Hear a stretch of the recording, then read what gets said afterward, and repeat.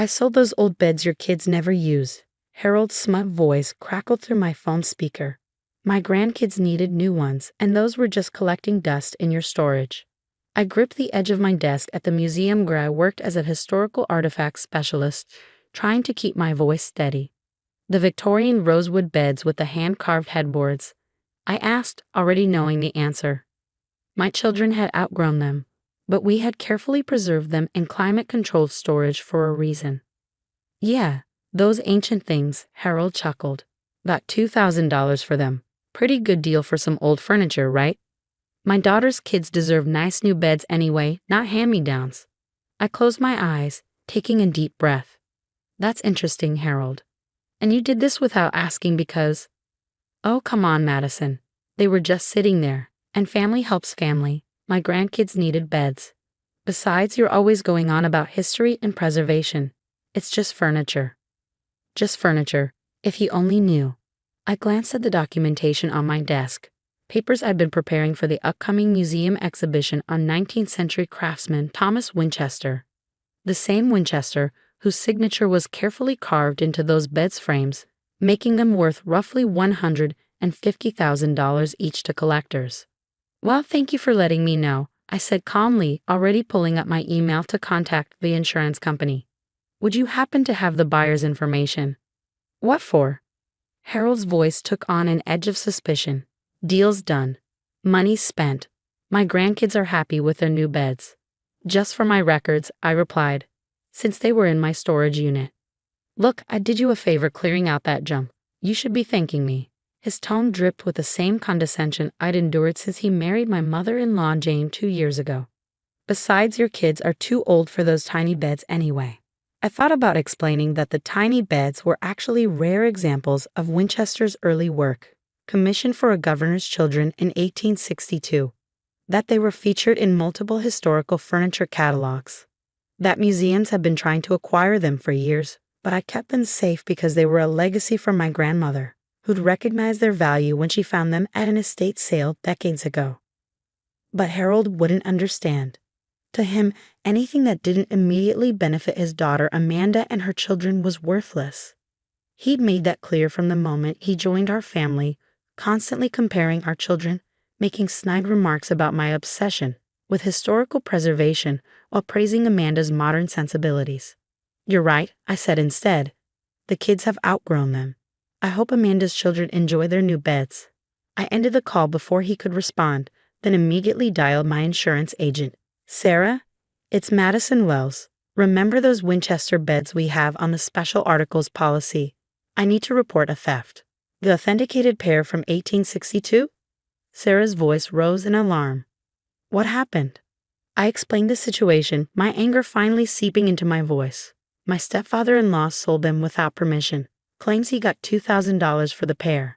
To thou, Madison, those beds are worth at least $300,000 combined. They're historically significant pieces. I know, I said, pulling up the most recent authentication documents on my computer. That's why I'm calling. I need to file a claim and report this to the police. Harold had no right to sell them, and whoever bought them likely has no idea what they actually purchased. As I spoke with Sarah, my phone buzzed with a text from my husband Peter. Dad just called, sounding weird. Something about beds? What's going on? I typed back quickly. Your stepfather sold the Winchester beds from storage. You know, the ones my grandmother left me. The museum pieces worth $150,000 each. 3 dots appeared immediately then. He died what? Calling insurance now. We'll need to file a police report. Those beds were documented historical artifacts. Peter's response was immediate. I'll call Mom. This is absolutely insane. He had no right. I turned back to my conversation with Sarah, who was already mobilizing the insurance company's art and antiquities team. We'll need to file a police report, she was saying, and contact any local antique dealers who might have purchased them. Thank goodness you had them properly documented and insured. Harold has no idea what he actually sold, I said, a grim satisfaction settling over me. He thinks he did everyone a favor getting rid of some old furniture. Well, he's about to learn a very expensive lesson about selling things that don't belong to him, Sarah replied. The insurance company will want their money back if we can't recover the beds. And since he sold them without authorization, he'll be legally responsible for the full value, I finished. All $300,000 of it. As I hung up with Sarah, another text came through, this time from my mother-in-law Jane. Harold said you're making a big fuss over some old beds. Why can't you just be happy the kids have nice new ones? I stared at the message, thinking about how to respond. Jane, like Harold, had never understood or respected my work in historical preservation. To them, the past was disposable. Only the newest and shiniest things had value. Those old beds were authenticated Winchester pieces from 1862, I wrote back. Worth $150,000 each. Harold sold stolen property, and I've had to report it to the police and insurance company. Maybe ask him why he thought it was okay to sell something that didn't belong to him. The three dots appeared and disappeared several times before her response came through. That's impossible. They were just children's beds. Check your email, I replied, attaching photos of the authentication documents and insurance policies. I'll let you explain to Harold that he just created a $300,000 problem for himself. Setting my phone down, I turned to my computer to draft a formal police report. Harold had always treated me with condescension, dismissed my career, and acted like his daughter's family was more important than ours. Now his arrogance was about to cost him dearly, and I couldn't find it in myself to feel sorry for him at all. My phone buzzed again. A call from the museum's curator. Time to explain why two valuable pieces of American furniture history were now missing, sold for a fraction of their worth by a stepfather-in-law who thought he knew better than everyone else. At least this would be an interesting story for the insurance claim. The aftermath unfolded faster than I expected. Within hours of filing the police report, Detective Morris was interviewing me in my office at the museum. Let me get this straight, he said, reviewing my documentation. Your stepfather-in-law sold two authenticated Thomas Winchester beds, circa 1862, for $2,000, without permission. Correct, I replied, handing him the most recent appraisal. He thought they were just old children's beds in storage. He sold them to buy his grandchildren new furniture. The detective whistled low. And their actual value is $150,000 each minimum. They're featured in several historical furniture catalogs. Museums have been trying to acquire them for years. Just then, my phone erupted with texts. Harold's name flashed across the screen repeatedly, followed by Jane's and Amanda's. I showed the detective my phone. Looks like I've seen the police report. Mrs. Wells, Detective Morris said, I've already contacted local antique dealers with the beds' descriptions. Given their historical significance, we should be able to track them down. Would you like me to speak with your stepfather-in-law? Before I could answer, my office door burst open. Harold stormed in, face red with anger, Jane and Amanda trailing behind him. This is ridiculous, he shouted, waving his phone. The police just called me about those worthless beds. What kind of game are you playing? Detective Morris stood, badge already in hand. Mr. Thompson, I'm Detective Morris. We were just discussing the theft and sale of historically significant artifacts valued at approximately $300,000. Harold's face went from red to white. 300. That's impossible. They were just old beds. Winchester beds, I corrected quietly, from 1862.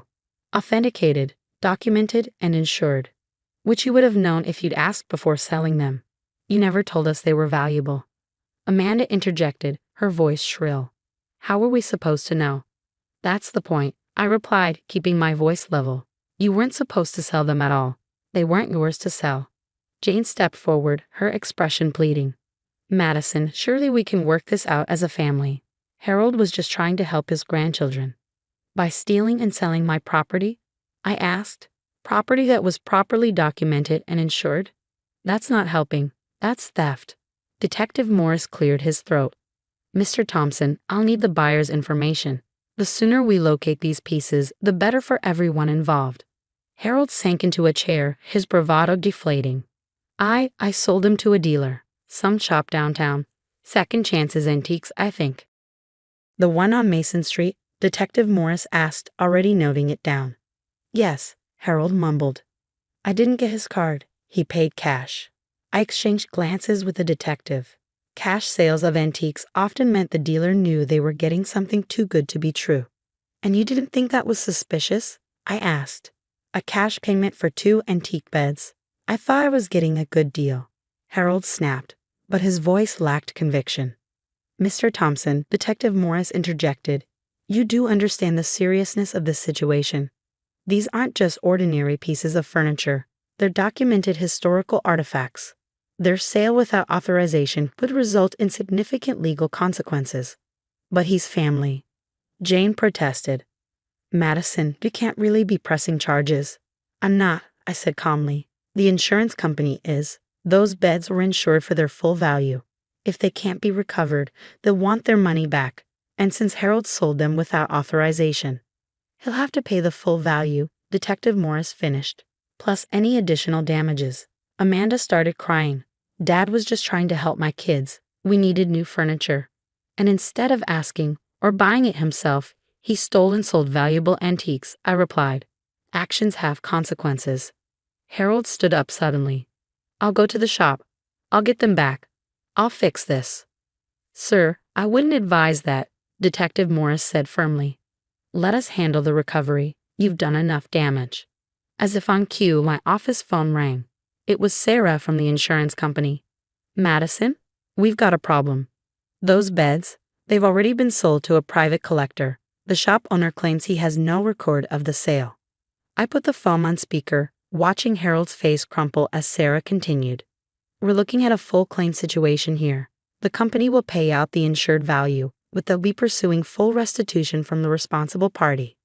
Harold sank back into his chair, the reality of his situation finally hitting him. $300,000, he whispered, but I only got $2,000 for them. Plus legal fees, Detective Morris added, and possible criminal charges for selling stolen property. Jane grabbed Harold's arm. We'll figure something out. We can take out a loan. Your house isn't worth that much, I said quietly, and no bank will give you a loan for stolen property. Amanda turned on me, tears streaking her makeup. You're enjoying this, aren't you? Watching our family fall apart. No, I replied, standing up. I'm watching someone face the consequences of their actions. Harold sold something precious, something irreplaceable, without a second thought because he didn't respect its value, or me. The room fell silent except for Amanda's muffled sobs. Detective Morris gathered his notes. I'll be in touch once we track down the collector, he said. In the meantime, Mr. Thompson, don't leave town. We'll have more questions. As they filed out of my office, Harold looked back at me, his arrogance replaced by fear. Madison, please, there must be something. There is, I said. You can start by explaining to your grandchildren why taking things that don't belong to you is wrong. Seems like a lesson this family needs to learn. The door closed behind them, leaving me alone with the weight of what had just happened. My phone buzzed. A text from Peter. Just heard from Mom. Is it true about the beds? Yes, I replied. Your stepfather's about to learn a very expensive lesson about respect. 3 weeks later, I sat across from Harold and Jane in their living room, watching them sign the repayment agreement my lawyer had drafted. The private collector had refused to return the beds, claiming he purchased them legally. The insurance company had paid out the claim and was now pursuing full restitution from Harold. Initial here, my lawyer pointed, and here, this acknowledges your responsibility for the full amount of $300,000 plus legal fees. Harold's hand shook as he signed. He'd aged years in the past few weeks, his arrogance replaced by a haunted look. Jane kept dabbing at her eyes with a tissue. We'll have to sell the house, she whispered. Everything we've saved. You should have thought about that before Harold sold something that didn't belong to him, I replied calmly. Amanda had stopped speaking to me entirely, blaming me for her parents' financial ruin. She'd moved her children's new beds out of spite, claiming they didn't want stolen money furniture. The irony wasn't lost on me. The payment schedule is clear, my lawyer continued. Monthly installments for the next 15 years. Any default will result in immediate legal action.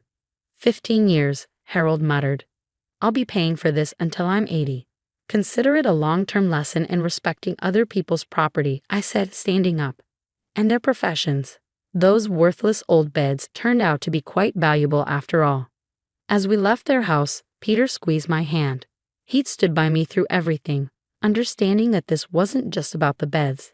It was about years of disrespect and entitlement. Think they've learned anything? He asked. They've learned actions have consequences, I replied. That's a start. The museum had arranged to display photos of the Winchester beds in their upcoming exhibition, with a note about their unfortunate loss to a private collection. Every time Harold saw the article in the local paper about the exhibition, he'd be reminded of his $300,000 mistake. Jane called the next day, her voice small. Madison, I'm sorry, we should have asked. Should have respected your work, your knowledge. I never thought. That's the problem, I interrupted gently. You never thought. You and Harold just assumed you knew better than everyone else. How's that working out? She was quiet for a moment. We were wrong. So wrong. And now we're losing everything. No, I corrected. You're facing consequences. There's a difference. Maybe next time you'll think before letting Harold make decisions about other people's property. The story spread through the antique collection community. The museum curator even used it as a cautionary tale in his lectures about historical preservation. Always respect provenance, he'd say, or it might cost you your house.